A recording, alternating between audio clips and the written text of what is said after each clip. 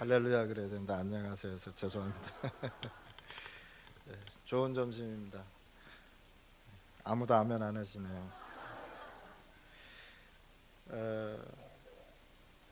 참소만교회에서 저를 위해 이렇게 기도해 주셔서 너무 감사드리고요. 주보에 이렇게 기도 제목으로 올라온 것이 좀 몰랐습니다. 이렇게 기도해 주셔서 너무 감사하고, 또 이렇게 이양희 목사님 오늘 주일 강단 메시지를 들으면서 제가 느낀 것이 하나가, 이양희 목사님이 참 부드러운 남자잖아요, 그렇죠? 약하고 부드럽고. 근데 이 메시지를 하시는데 제 마음을 각인되는데 너무 감사드렸습니다. 오늘 이렇게 멋있는 목사님 모시고 세계복음 하시는 게 좀 부럽습니다. 그래서 오늘 이렇게 또 강단을 이렇게 세워주시고 초청해 주셔서 또 감사드리고, 먼저 하나님께 감사드립니다. 선교사는 축복 중에 가장 큰 축복이 현장에서 성령 인도 받는 것입니다. 현장에서 성령 인도를 못 받으면 그건 실패한 선교사고, 또 선교사가 가장 남겨야 될 것이, 제자도 남겨야 되지만 렘넌트 운동이 일어나야 실제적인 선교 운동이 지속된다는 것입니다. 이번에 작년에 우리가 9월달에 유 목사님 모시고 집회를 했습니다. 집회를 하니까 연달아서 사건이 벌어지고 응답도 일어났습니다. 11월 달에 프리메이션이 와서 제 세계 6차 대회를 파나마에서 했고요. 이들이 그 한 이유 중에 하나가 뭐냐면, 파나마가 가장 약하다 해서 프리메이션들이 집회를 했습니다. 나중에 알고 보니까 파나마에 로지가 한 100몇 개가 있다는 것이 나중에 확인이 됐고요. 그게 끝나자마자 통일교가 와서 또 집회를 했고요. 그게 끝나자마자 이제 1월 달에 천주교회가 와서 또 집회를 했습니다. 그 집회가 각 나라 매년 하는데, 매년 로마에서 하는데, 각 해외 집회는 2년에 한 번씩, 3년에 한 번씩 하는 걸로 제가 확인했고요. 이 사람이 모여서 하는데, 여러분들 사단 썸밋 많이 들어보시지 않았습니까? 메시지 속에서 대통령이 썸밋이 돼버리니까 전 나라의 대통령을 불러서 집회에 참석하게 한다는 거죠. 또 대통령이 못 오면 영부인이라도 오고, 영부인이 못 오면 특사가 오고, 특사가 못 오면 주재국의 이제 대사들이 참석하고, 이런 엘리트들을 다 모아서 교황하고 회의를 한다는 것입니다. 무슨 회의를 하냐면, 중남미 전 세계의 천주교를 움직일 수 있는, 천주교에 움직여 나갈 수 있는 전략을 짠다는 것입니다. 어떤 면에서 보면은 굉장히 수준이 우리하고 다르죠. 사단 서밋이 돼버리니까 사단한테 쓰임 받다라는 거죠. 여러분들이 영적 서밋 진짜 된다면 하나님 앞에 쓰임 받는다는 사실입니다.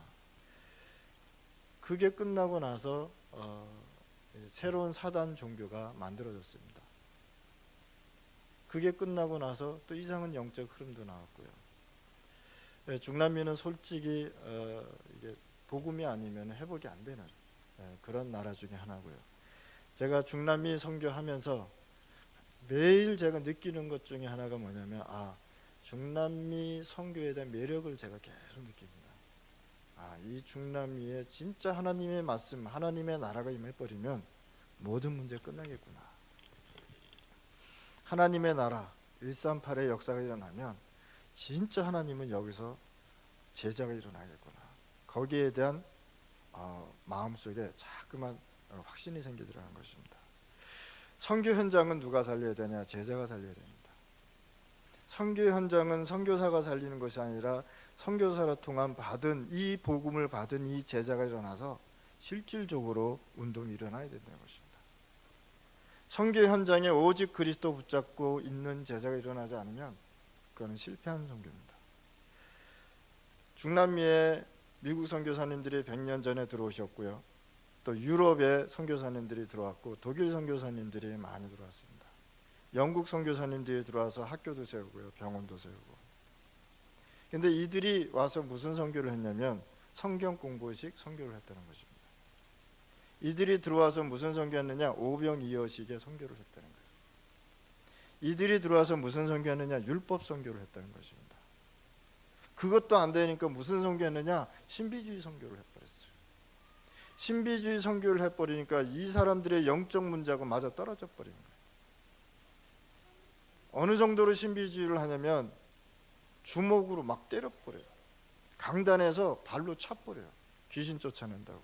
그러면요 아프잖아요. 기분 나쁘잖아요. 맞았으니까 또 와서 또 때려달라는 거예요.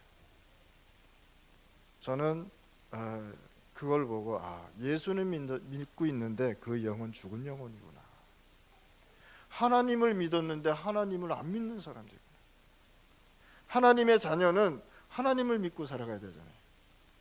하나님의 자녀는 하나님의 말씀을 따라가는 것이 하나님의 자녀인데 이 하나님의 자녀가 방향을 못 받고 복음을 모르니까 자꾸만 이상한 방향으로 나간다는 것입니다. 실질적으로 중남미는요 기독교인도 별로 없습니다. 이것저것 다 빼버리면 실질적으로 구원받은 사람이 몇 명일까? 이런 고민까지 생기는 거 있죠. 데살로니가전서 2장 19절 20절에 보니까 너희가 우리의 영광이 아니냐. 청교 현장에서 전도운동 일어나지 않으면 그 지역은요 죽을 수밖에 없습니다. 처음에 제가 전도할 때에 아무것도 없이 시작했습니다.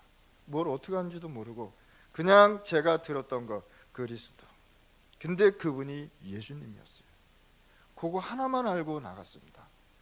그거 하나만 알고 나갔는데 비행기를 타고 파나마로 다시 가는데 실패한 장소, 상처의 장소, 희망이 없는 장소로 가는데 앞이 안 보이더라는 거예요. 주일날 되면은 예배를 드려야 되는데 예배 드릴 때도 없고, 어디 가서 누구한테 제자 양육을 했는데 제자도 없고. 그래서 저는 전도 현장을 갔습니다. 전도 현장을 갔는데 전도할 사람이 있는 거예요. 전도 현장을 갔는데 구원받을 사람이 거기 기다리고 있는 거예요. 전도 현장을 갔는데 아무것도 모르는, 복음도 잘 모르고 그냥 그리스도 그거 하나만 붙잡고 나갔는데 그리스도의 뜻이 뭔지도 모르고 삶 재앙이 어떻게 해결된지도 모르고 이분이 어떻게 해결된지 그것도 잘 모르고 살짝 알고 나갔는데 하나님이요 구원받는 사람을 계속 준비하는 거예요. 저한테는요 기적 중에 기적이었습니다. 그래서 선교사가 선교하러 나갈 때 진짜 전도 모르고 그리스도 모르면요 실패할 수밖에 없습니다. 선교사가 현장에서 하나님의 나라를 선포해야 되는데 하나님의 나라를 선포하지 않으면 그 선교사는 죽은 선교사입니다. 오병이어식의 선교만 하다가 좋은 것 같지만 결국은 고기 먹고 물고기 먹고 떡 먹고 그냥 가버리는 거예요. 제가 처음에 정글에 들어갔을 때 이렇게 얘기했습니다. 나는 물고기 안 준다. 물고기 잡는 법을 가르쳐 주러 왔다. 걔네들은 뭐라 그러냐면 물고기는 우리가 더 잘 잡는데 어떻게 선교사님 한 번도 물고기도 안 잡아본 사람이 저를 물고기 잡게 합니까? 그렇게 무식한 사람들이었어요. 내 피가 무슨 색깔이냐고 물어본다니까요. 빨간색 그랬더니 거짓말이라는 거예요.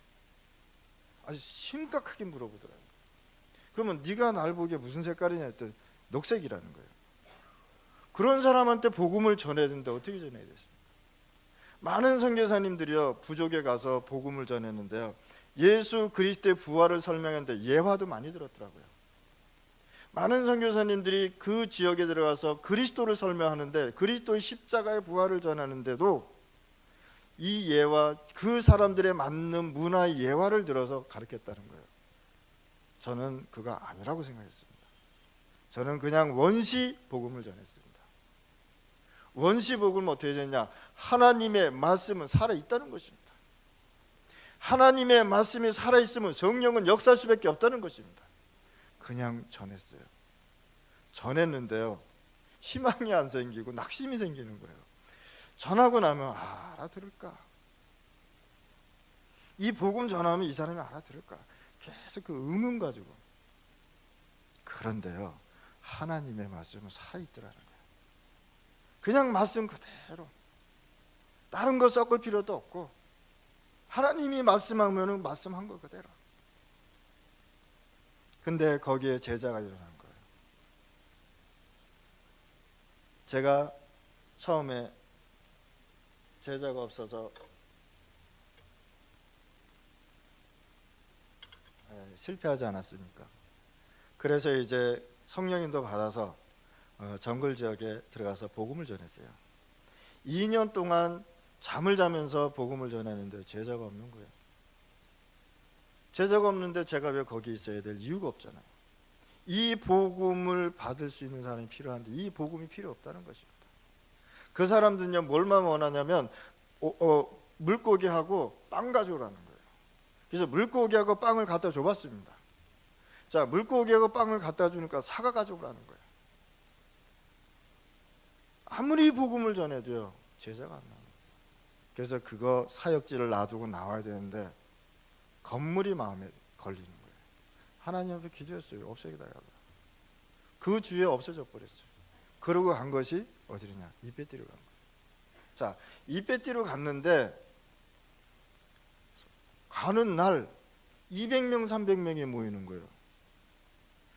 복음 설교를 하고 돌아오는데 고민이 생기는 거예요. 전도도 안 됐는데 200명 300명 나왔다. 내가 속는 거란 말이에요. 두 번째도 갔는데 또 모이는 거예요, 사람들이. 아니, 내가 전도도 하는데 왜 사람이 모이냐 말이에요. 다 가라 그랬어요. 가서 뭐부터 했느냐? 다락방부터 시작했어요. 그때는 다락방밖에 몰랐어요. 저는 이거 해야 된다 그래서 그것만 알고 있었어요. 저는 무식해가지고 딴 거 몰랐어요.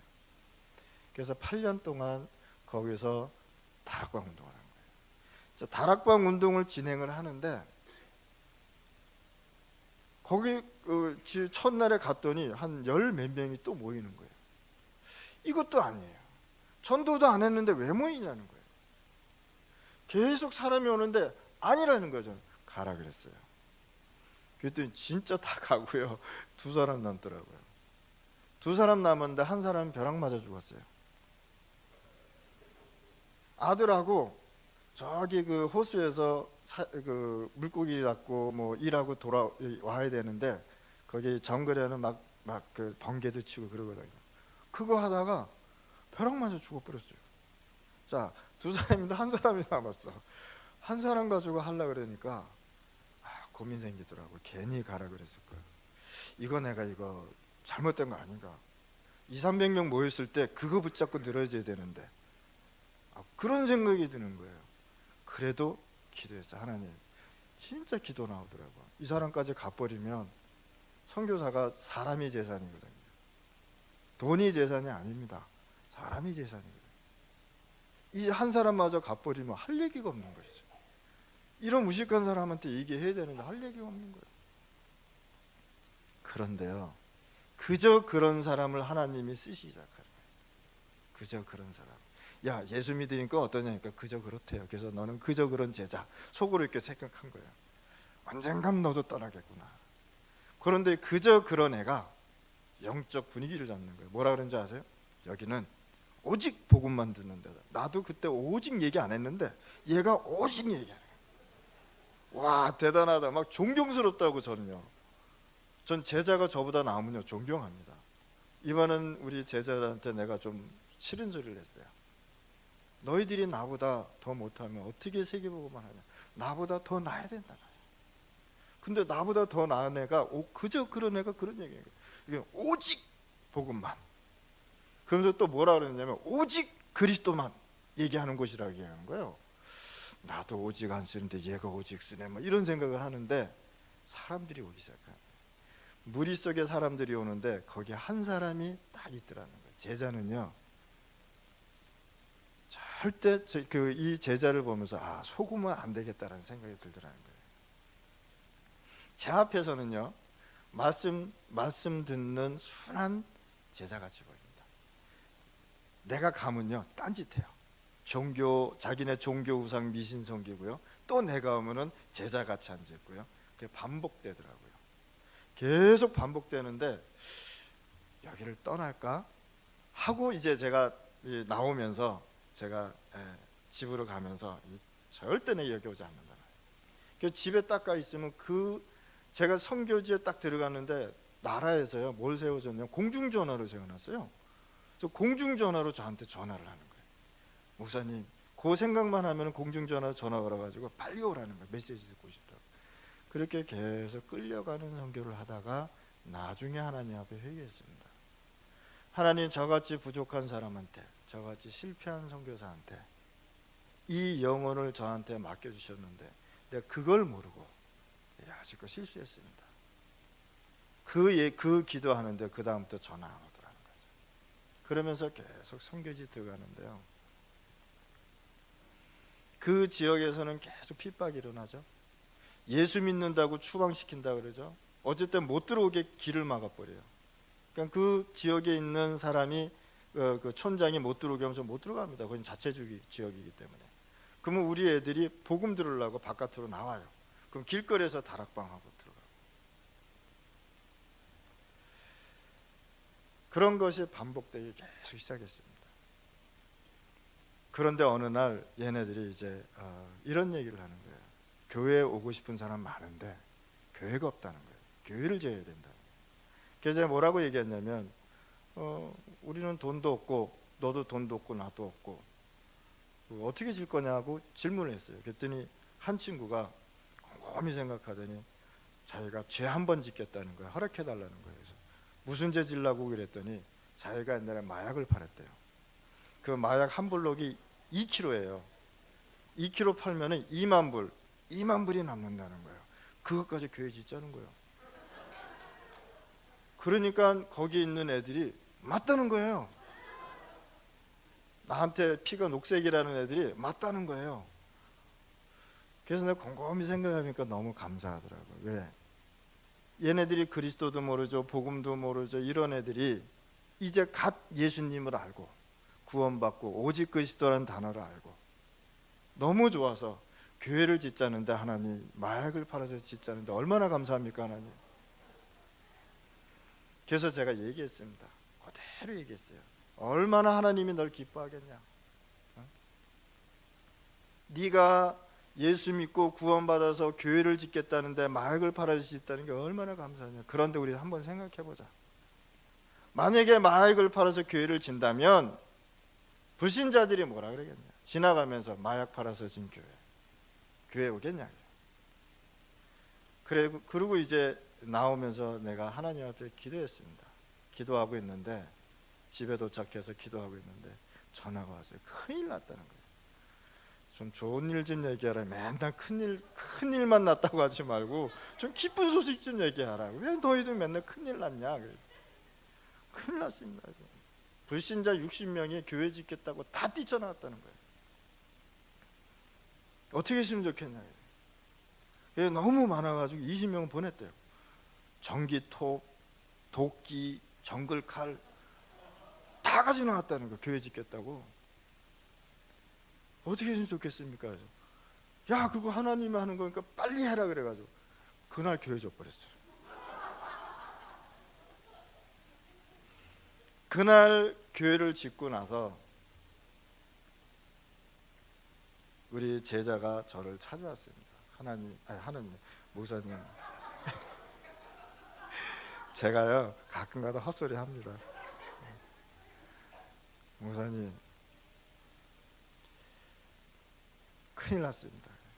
또 무슨 또 큰일이 나는 거예요.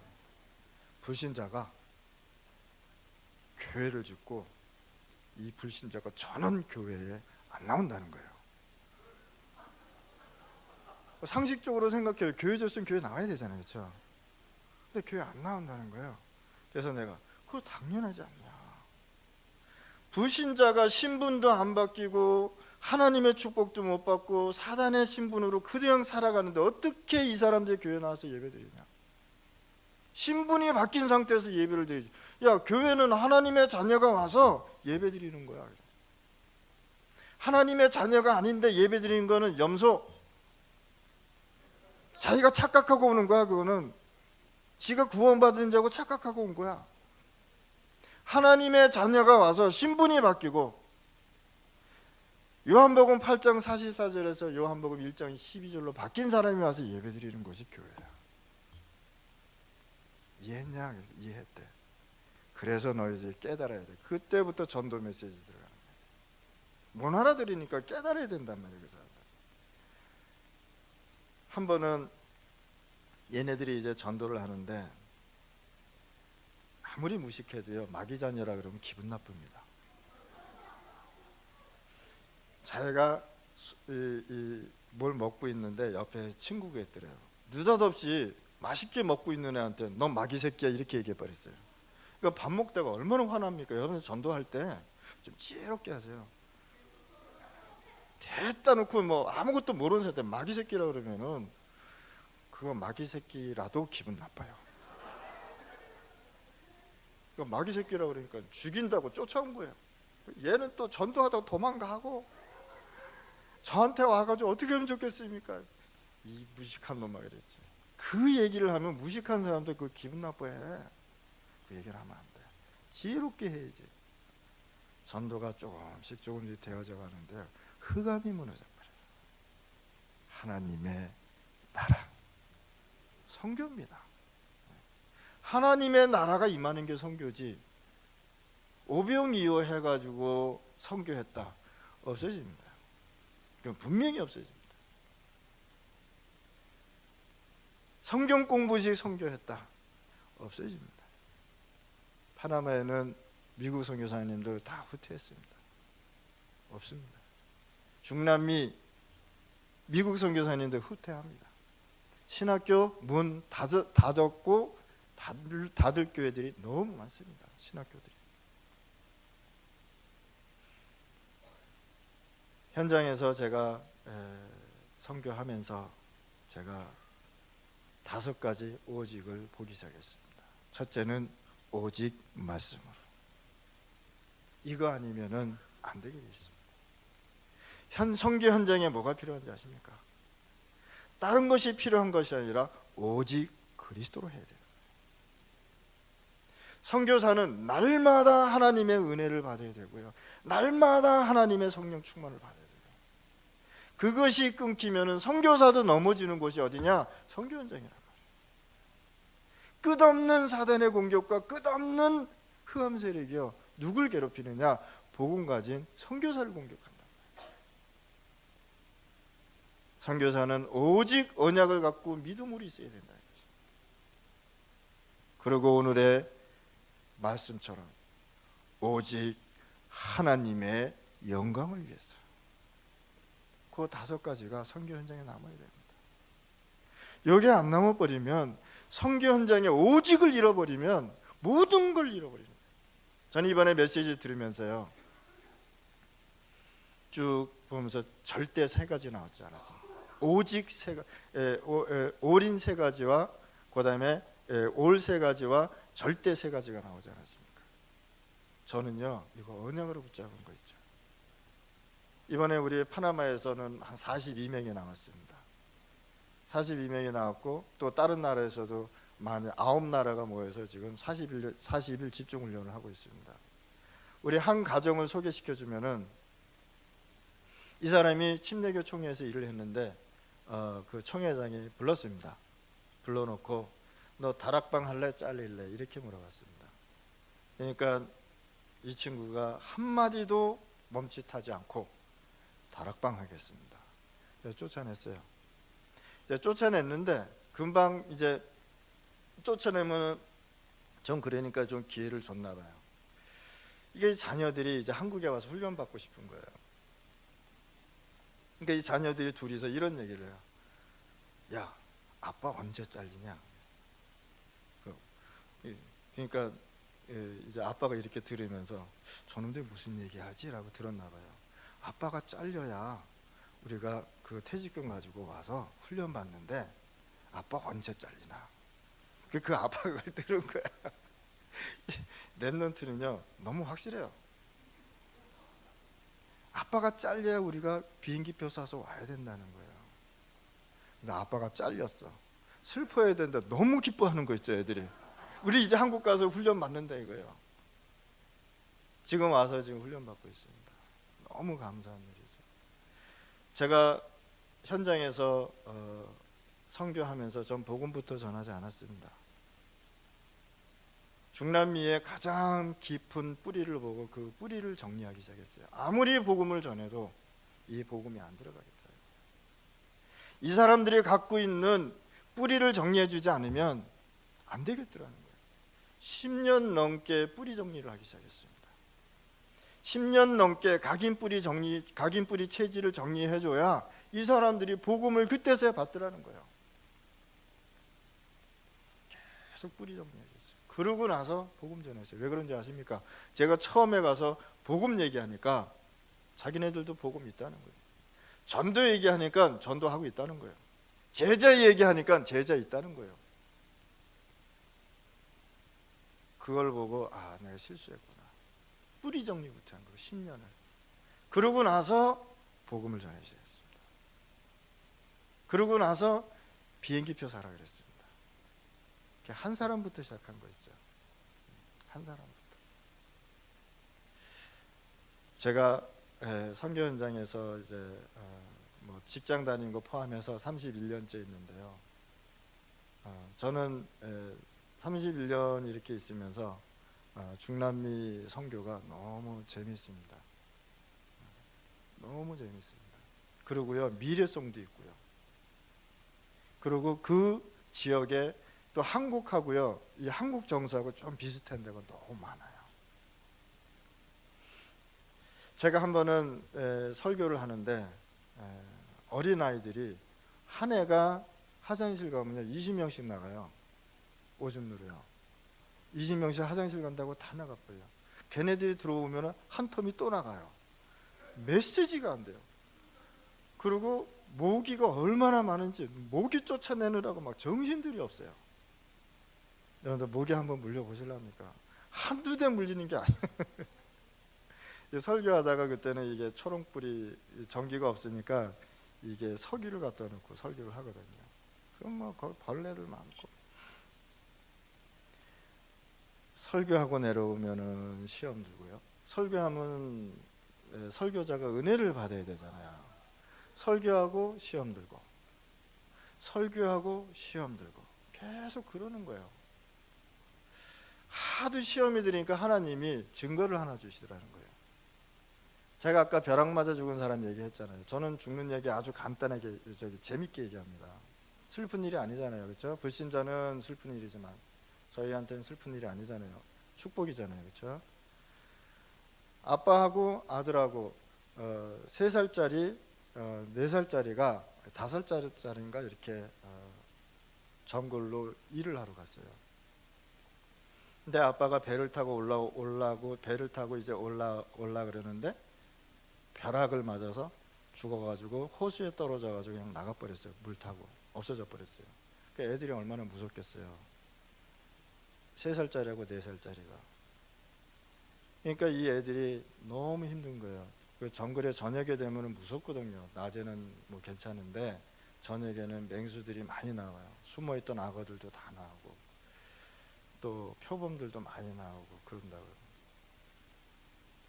근데 이제 동생이 이런 얘기를 해요. 형아, 목사님이 얘기하는데 무슨 일이 생기면 하나님 앞에 기도하면 된다고 그러는데 우리 기도하자. 그런 거예요.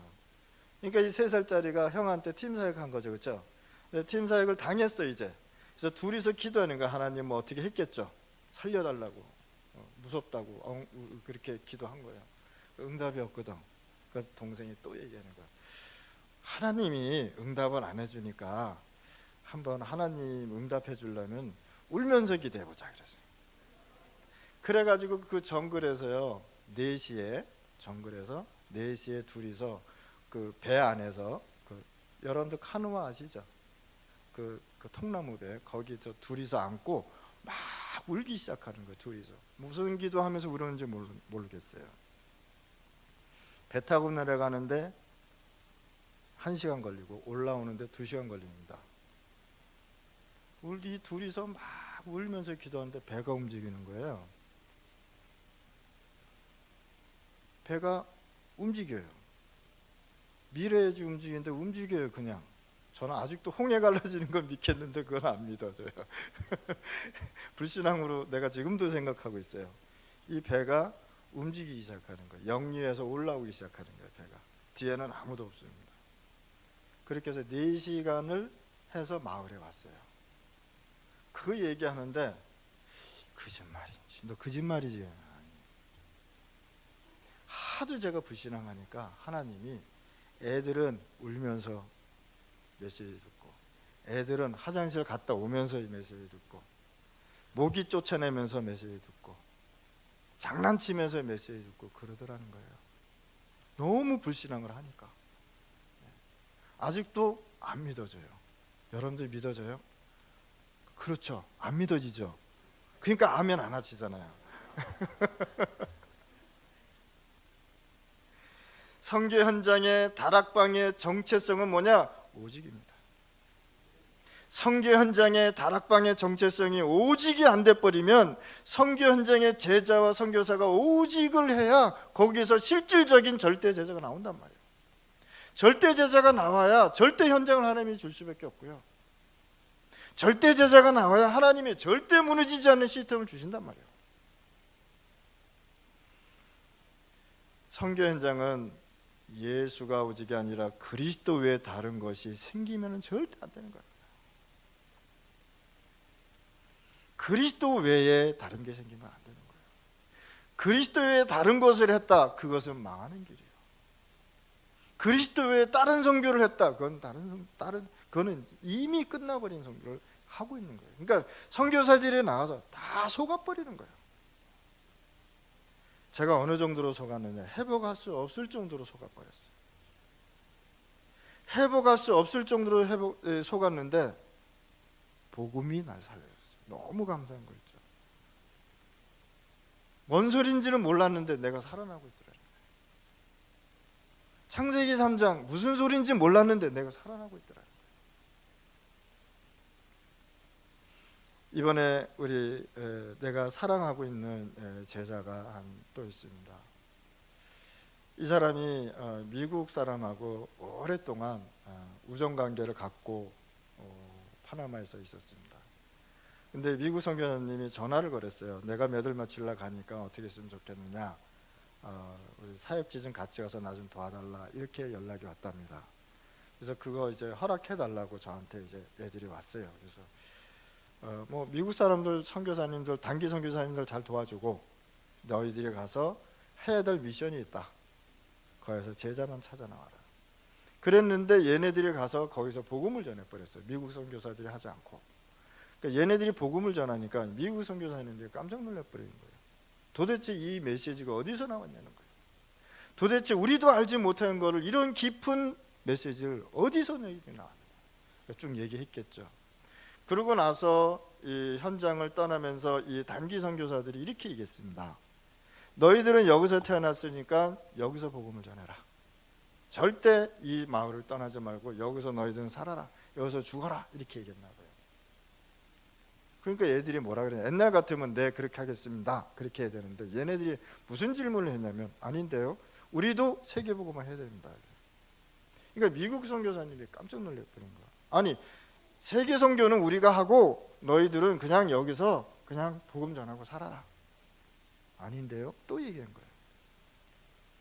아니, 우리가 왜 여기서만 해야 됩니까? 우리도 세계복음을 해야 되는데.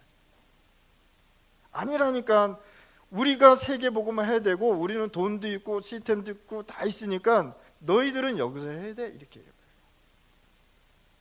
그래서 우리 제자들이 또 얘기한 거예요.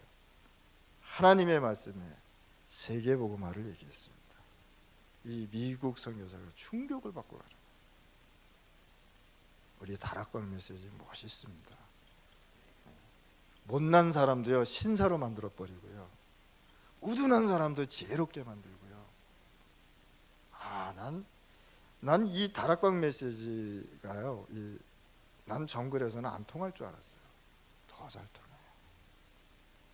더 잘 통하고 더 힘이 있고요. 사람을 살려내니까 일단은요.